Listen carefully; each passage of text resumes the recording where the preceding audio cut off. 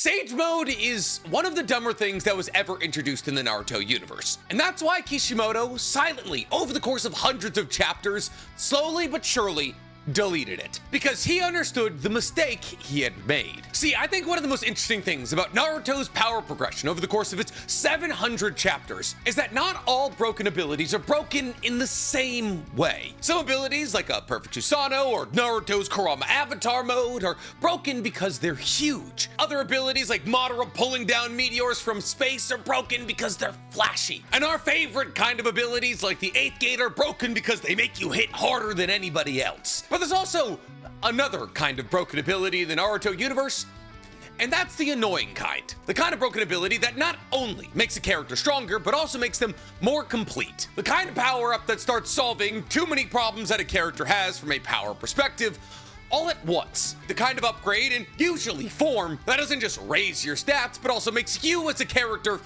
more difficult to ride around. And to me, Naruto's Sage Mode, and therefore by extension, all Perfect Toad Sages, are the best example of that kind of power-up in the Naruto series. A new form that presented so many new and convenient abilities that the vast majority of those convenient abilities had to be forgotten. But what abilities am I talking about, and how did Kishimoto write them out of the story? Well, today we're going to be answering all those questions and a whole lot more, because today we're talking why Kishimoto had to get rid of Sage Mode. But before we get to diving into how Sage Mode was nerfed over the course of Naruto, please, for me, like this video, subscribe to the page, and hit that noti bell. And if you're looking for one additional NC Hammer 23 video every single week, guys, you can go ahead and find my Naruto reaction series using the fourth wall link in my description below. We're on to the Konoha Crush arc, and big old snakes are destroying Konoha. So when you think of Sage Mode, especially as it applies to Naruto, what do you think of? You probably think about Naruto's pain fight, the transformation his eyes undergo. Maybe think about his time with the Toads, about Mobuko. Or if you watch too many of my videos, you think about his sensory abilities or his Froggy Kumite. But at the core of all of this is that the number one thing that we should tie to Naruto unlocking Sage Mode is that it was the moment in Naruto's story that he went from a scrappy underdog to a finished shinobi. And that's the kind of upgrade that unlocking a perfect Sage Mode can give a ninja. See, because what's so broken about Sage Mode, and specifically Toad Sage Mode, is that it doesn't just give whoever perfects it one or two busted tricks. It rounds out their entire kit. See, because the perfected Toad Sage Mode for Naruto wasn't just stronger and faster taijutsu and better reaction speed. No, it was so much more than that. See, it gave Naruto access to some of the most dangerous sensory abilities in the entire universe. It gave him Froggy Kumite, which was an invisible extension of his taijutsu range. It buffed his overall chakra reserves. It allowed for him to refill his chakra reserves faster. It strengthened his Rasengan. It solidified the Rasen Shuriken as a jutsu who could use time and time again with no real downside. And it gave him access to a level of awareness on the battlefield that made even the highest level of threats perceptible to him. And quite honestly,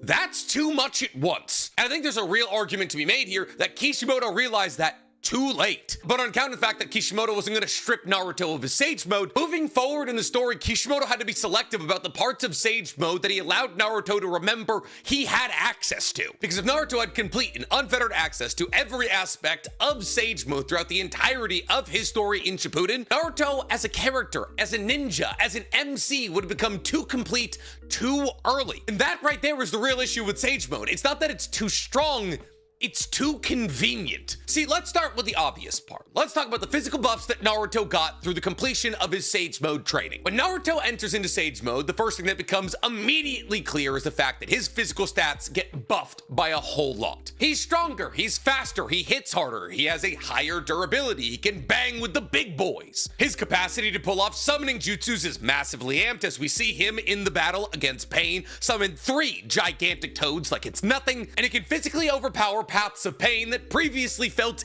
insurmountable from a strength perspective. And rather oddly, this completely changes how Naruto fights. See, previous to Naruto unlocking Sage Mode, the way that Naruto would win in a battle was like chaos, like controlled chaos, controlled by Naruto obviously, but still chaos. See, whether it was pretending to be knocked out and leaving a shadow clone behind and digging a hole with his fingernails below Neji so he could hit him with the uppercut of all uppercuts, farting in Kiba's nose, or headbutting Gaara time and time again, Naruto had to win in unconventional ways. And he did this through his unpredictable fighting nature, summons occasionally, some shadow clone misdirection, and if things got really, really bad, tapping into Kurama's chakra. But Sage Mode gets rid of all of that. Sage Mode streamlines how Naruto gets to fight. Immediately, Naruto's less focused on distraction and chaos, and more just a force of nature whose offensive ability is able to do damage instantaneously. His movement becomes cleaner, his fighting style is more straightforward, and that's already kind of a problem from a writing perspective. See, because we've already spent, at this moment in time, when Sage Mode is revealed,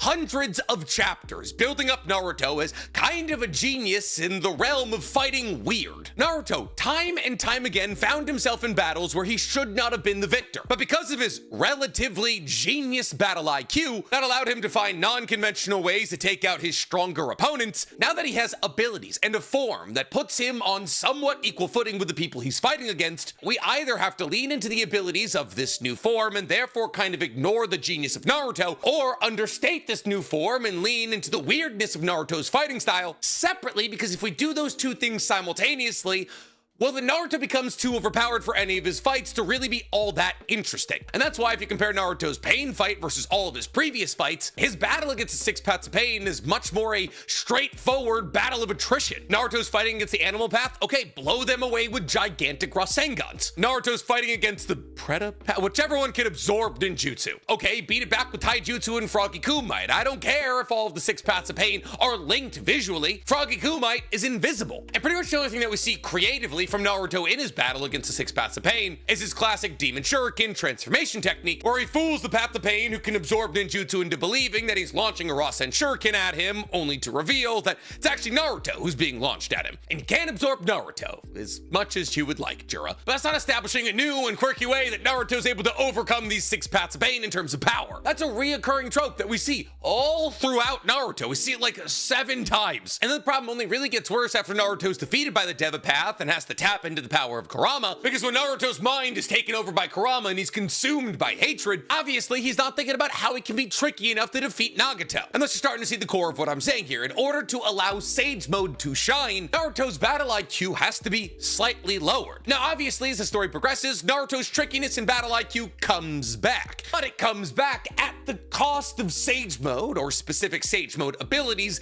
disappearances. The best example of this being Froggy Kumite. See, because Froggy Kumite's not just, oh, Naruto punches harder when he's in Sage Mode. And it's certainly not, oh, Naruto's taijutsu perception gets better when he's fighting using Sage Mode because he's able to perceive people's punches and kicks faster than when he's not using Sage Mode. No, Froggy Kumite is something entirely different. Froggy Kumite is Naruto enveloping his entire body in nature energy. And because his entire body is enveloped in nature energy so thick that it's tangible, the effective range of Naruto's taijutsu attacks is increased and invisible. So let's say hypothetically, Naruto throws a punch at you and you dodge it. It doesn't matter, because so long as you don't dodge Naruto's attacks by a foot every single time, the invisible chakra that envelops Naruto's entire body is still going to hit you. And thus, even if you dodge or possibly block some of Naruto's taijutsu attacks, you can still be hit. The contact point that your body believes is safe is no longer safe. And as chakra is much more augmentable than the human body, there's really no reason for us to believe that Naruto wouldn't be able to control how big the envelopment of chakra around his body for Froggy Kumite is at really any given moment. And that is quite frankly absurd. Yeah, obviously within the confines of the battle against the six paths of pain, it's cool. It's a cool way for Naruto to not only overcome the path of pain that's able to absorb chakra in ninjutsu, but also a cool way for Naruto to get around the fact that all six paths of pain have linked eyesight. However, in a series based around spacing, timing, and close range encounters, it is a absurd mechanic. It's inherently system breaking in any fight that either Minato or Naruto or possibly Jiraiya are engaged in. Because if Naruto consistently used that ability as often as he should, then every close range fight he has after the revealing of this technique should be wrapped around using Froggy Kumite and Froggy Kumite alone. Any opponent trying to test Naruto in a bout of hand-to-hand combat should have to confront the fact that there is an invisible extension to all of his punches and kicks. That changes his battle against Obito Naruto, against Sasuke, against Momoshiki, against Ishiki. I mean, think about it for a second, especially in the battle against Obito. Naruto could trick Obito, knowing that Obito has the ability to make parts of his body incorporeal, into believing that he had dodged one of Naruto's attacks, only for Naruto to extend his attack with Frog Kumite. And considering how taijutsu-centric Boruto as a story has gotten, Frog Kumite should effectively be one of the strongest jutsus you could teach somebody. And this is why Frog Kumite all but effectively disappears. Not because Kishimoto forgot it existed, but because if Frog Kumite stayed at the center of Naruto's bag, it would have been far too efficient in combat. Because sure, Naruto is able to knock out one of the paths of pain with simply one punch on account of his boosted Sage Mode physicals. If you take into account the fact that by the time that the 4th Great Shinobi World War came around, Naruto was able to combine Sage Mode with KCM2. If Naruto could throw invisible KCM2 packaged punches, the war arc would have been wrapped up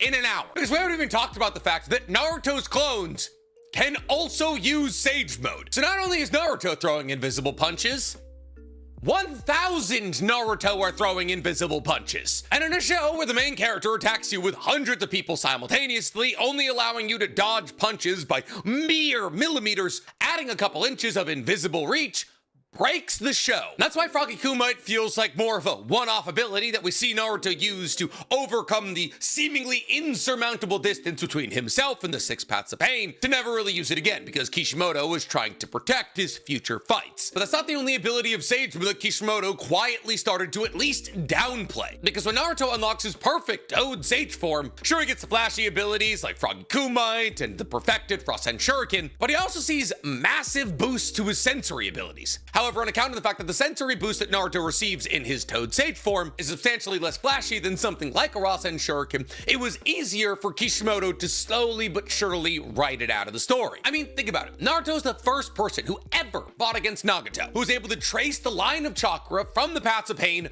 back to Nagato. Jiraiya couldn't do it, none of the tailed beasts that fought against the 6 Paths of Pain could do it. Naruto and Naruto alone was able to assess Nagato's exact location. And while it's a fun ability that builds on Naruto's inherent sensory abilities, if Naruto constantly maintained that level of sensory ability, it kills all tension throughout the rest of the story. See, when Naruto enters Sage Mode, he can do things like sense hostile chakra signatures. He can assess the situation around him instantaneously. And when he gets access to Sage of 6 Paths chakra, he's able to anticipate what people are gonna do before they even do it, like he does with Kaguya's Yamatsu Hirasaka. And this is a big part of why Naruto feels so much more composed in the battle against Nagato. He's not just stronger, he's reading the fight differently than he ever has before. Yes, all 6 Paths of Pain are connected visually. Naruto is sensing the battle with more than just his 5 senses. In a very real sense, Naruto with his sensory abilities has 360-degree perfect vision, because sensory abilities at their highest level are effectively just the Byakugan. But some of you are saying, but Nick, Naruto's sensory abilities never go away. In fact, they get better, and you're right,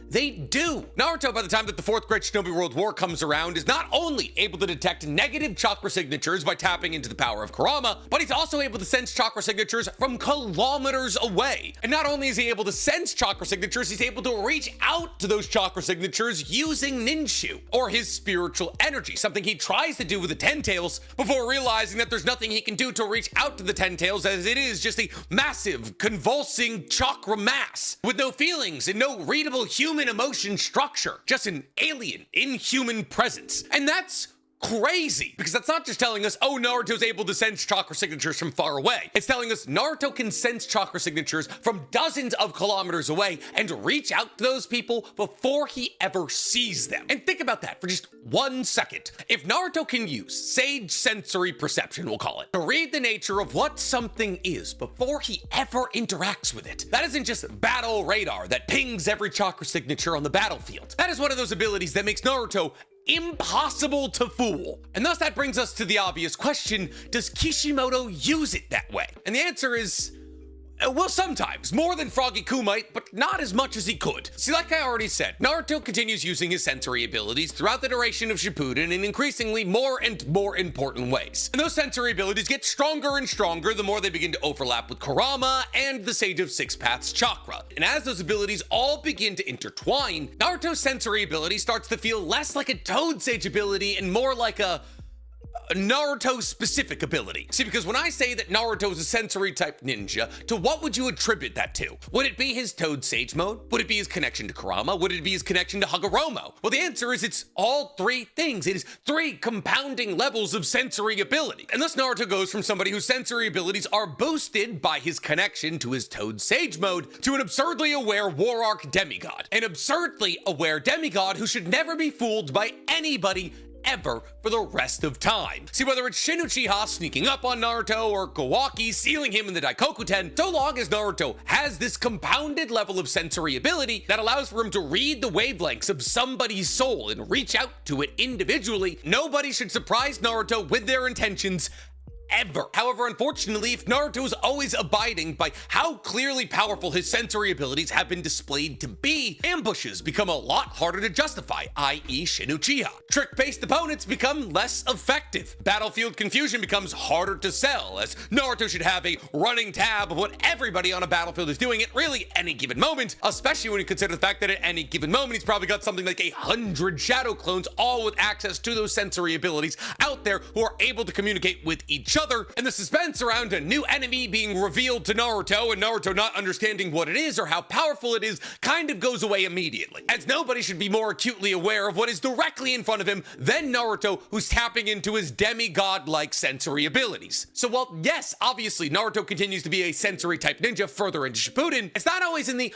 fully ridiculously broken and oppressive way that it probably should be. Because if Naruto's sensory abilities with just Sage Mode were strong enough to allow him to track down Nagato, and those sensory abilities only get stronger through the cooperation of Kurama and the gifting of chakra from Hagoromo, and somebody like Tobirama, who is admittedly one of the greatest sensory ninjas of all time, but not on Naruto's level, was able to track chakra signatures from a continent away, then if we're being entirely real with ourselves, there's really no justification for anything ever being outside of Naruto's purview. Now, I'm not saying that's how I want Naruto written. That's bad writing, but it goes to prove my point that Kishimoto introduced a lot of mechanics to Naruto that he had to forget for the sake of good writing. And the irony of all of this is that while I'm extolling Kishimoto about his ability to still write a good story even though he overhypes his own main character, is the fact that the way that Kishimoto tried to nerf Naruto, and more specifically Naruto's Sage Mode, is something that he ends up getting rid of down the line. See, if I asked you, what's the #1 weakness of Sage Mode, what would you say? The fact that it's not permanent, the fact that you have to sit still to draw in nature energy, to mix it with your own, to create Senjutsu chakra, or maybe the fact that if you pull in too much, you can get turned into a stone. All three of those are legitimate weaknesses, and for a while they were weaknesses that affected Naruto. When Naruto entered into a battle in his Sage Mode, he only had a limited amount of time before his Senjutsu chakra ran out. I mean, obviously he'd be able to access his Sage Mode for longer than most people would be able to, because he still had massive chakra reserves, and the bigger your chakra reserves, the more chakra you can mix with nature chakra to create Senjutsu chakra. However, as like with all things that are introduced to Naruto as a character, eventually shadow clones get introduced, and slowly but surely the caveat of, oh, Naruto can't use Sage Mode all that long, disappears when it gets revealed that Naruto can just leave shadow clones miles and miles away from the battlefield collecting nature chakra. And whenever Naruto needs an extension to his nature energy, that shadow clone can simply go poof. And when that shadow clone goes poof, Naruto's Sage Mode gets extended. Now, if you want to get into the nitty-gritty of this, it's not all that great of an upgrade. I mean, after all, supposedly when Naruto uses his shadow clones, he has to split up his chakra evenly, right? So if Naruto makes 2 shadow clones and those 2 shadow clones are collecting nature energy for him, they can technically only collect 33% of the nature energy that Naruto could have collected by himself. Not to mention that by making those shadow clones, he's limiting how much chakra he himself has access to. And that is at least the way that practically it should work, though that limitation in actual lore is never a problem whatsoever. And then that problem disappears because Naruto teaches Kurama how to pull in nature energy. And now, not only does Naruto have access to his ridiculous amount of chakra, an amount of chakra that Kakashi identified as more than his own when Naruto was a genin. I mean, Naruto was still a genin, but like you get pre-time skip. But he also has access to the entirety of Kurama's chakra. And on top of both his chakra and Kurama's chakra, he can now pull in nature energy. passively. But Nick, how is it passive? Well, Kurama never needs to move. Outside of the circumstance of Kurama being separated from Naruto in the last, Kurama, even while supplying Naruto with chakra, is usually just sitting still inside of Naruto. And thus there is effectively no excuse for Naruto to not be brimming over with Senjutsu chakra at all hours of every single day. Oh, Nick, but he doesn't need Senjutsu chakra all the time. Clearly, he does. Naruto runs so low on chakra while just doing his duties as the Hokage that the shadow clone that he sends to attend his daughter's birthday blows up and drops her cake. So even in scenarios where Naruto isn't actively in combat, more chakra would be useful. But it's another one of those things that ties back to Sage Mode that we as readers are kind of supposed to just forget about. We're supposed to forget that there's limitations, and we're supposed to forget that those limitations no longer exist. Because if Sage Mode was allowed to live up to its fullest potential 100% of the time, effectively 99.999% of problems in Naruto go away. It sharpens Naruto, it increases his sensory abilities, it makes his infinite battery even larger, it increases his hand-to-hand efficiency, it gives him an ability that nobody can react to, and slowly but surely it erases all of the mistakes from the main character of our story. And heroes without mistakes, unfortunately, make boring stories. This is why I think the disappearance of Sage Mode's full utility is deeper than, oh, Kishimoto forgot. Some of the abilities of Sage Mode are still a part of Naruto's kit to this day. Some abilities, like his Rasen Shuriken, evolved into later, more powerful forms. Other abilities, like his sensor abilities, got rolled into later Naruto endgame nonsense. And others, like Frog Kumite, stopped being emphasized at the level that they could have been, because if they were, every single fight involving Naruto from that moment on would have revolved around Froggy Kumite. And therefore, I think the real answer to what happened to Naruto's Sage Mode is that Kishimoto realized that Naruto's Sage Mode was too useful in too many different ways to let it stay at the center of Naruto's combat identity forever. Because if he did, Naruto would have been too complete too early. See, Sage Mode is efficient, and efficiency is hard for a writer to write around. See, a gigantic chakra mech can be outscaled by a larger chakra mech. A cleaner, more complete, better sensing, better hand-to-hand combatant is much more annoying to write, because every following antagonist has to have some kind of answer to the oppressiveness of Naruto's kit, and when that answer can simply be, it's bigger, well, that's writing on easy mode. So it's not that Sage Mode made Naruto too powerful to touch, it's that it made him too well-rounded. And in a battle shonen, sometimes that's the most dangerous thing you can be. But I'm curious to hear from you guys. Do you think Sage Mode was silently written out of the story, or am I being delusional? Let me know in the comments below. And while you guys are down there, please, for me, like this video, subscribe to the page, and hit that noti bell. Now, Phil, excuse me, I think I shot like a 109 this weekend on 18. I need to go to the range and just figure out what's going on with my woods.